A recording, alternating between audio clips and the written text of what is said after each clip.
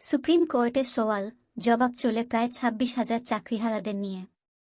School service commission SSC সেখানে জানিয়েছে, supreme court চাইলে যোগ্য এবং অযোগ্য প্রার্থীদের পৃথক তালিকা জমা দিতে তারা প্রস্তুত। এই কথা জানানোর পর সেটা কেমন করে করা হবে তা নিয়ে সেদিনই চর্চা হয় সর্বোচ্চ আদালতে।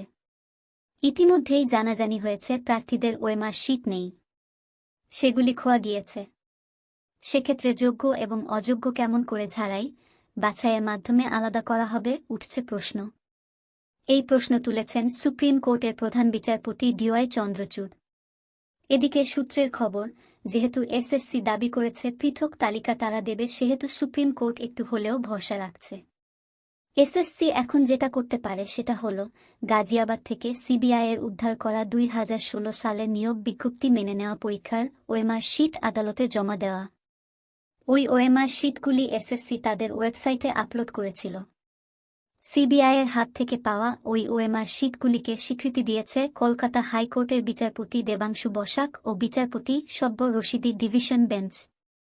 আর এটাই তুরুপের তাস হতে পারে। সেক্ষেত্রে বেঁচে যাবে যোগ্যদের চাকরি। অন্যদিকে সদ্য কলকাতা হাইকোর্ট স্বচ্ছতার অভাবে ২০১৬ সালের পুরো প্যানেল বাতিল করেছে। স্কুল সার্ভিস কমিশনের চেয়ারম্যান সিদ্ধার্থ মজুমদার এই বিষয়টি নিয়ে সংবাদ মাধ্যমে মুখ খুলতে রাজি হননি। বেআইনিভাবে চাকরি যারা পেয়েছেন তাদের তালিকা আগেই হলফনামা দিয়ে কলকাতা হাইকোর্টে দিয়েছিল এসএসসি, কিন্তু যোগ্যদের তালিকা এসএসসি দেয়নি বলে অভিযোগ। এসএসসি এই বিষয়ে সাফাই দিয়ে বলেছে, আদালতই চায়নি যোগ্যদের তালিকা। সুতরাং এখন সুপ্রিম কোর্টে পৃথক তালিকা দেবে এসএসসি। তারপর আদালতের নির্দেশ মতো কাজ হবে।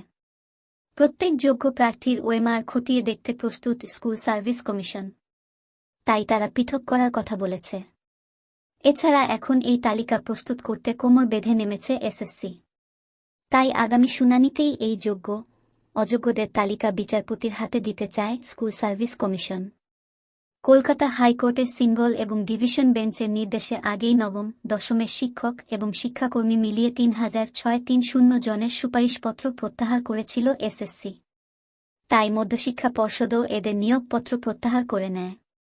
সুপ্রিম কোর্টের বিচারপতি অনিরুদ্ধ বসু এবং বিচারপতি সুধাংশু ধুলিয়ার বেঞ্চ অবশ্য এতে স্থগিতাদেশ দিয়েছিল।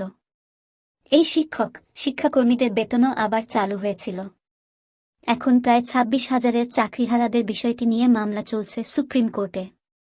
ইতিমধ্যেই এপ্রিলের বেতন ঢুকেছে চাকরিহারাদের ব্যাংক অ্যাকাউন্টে।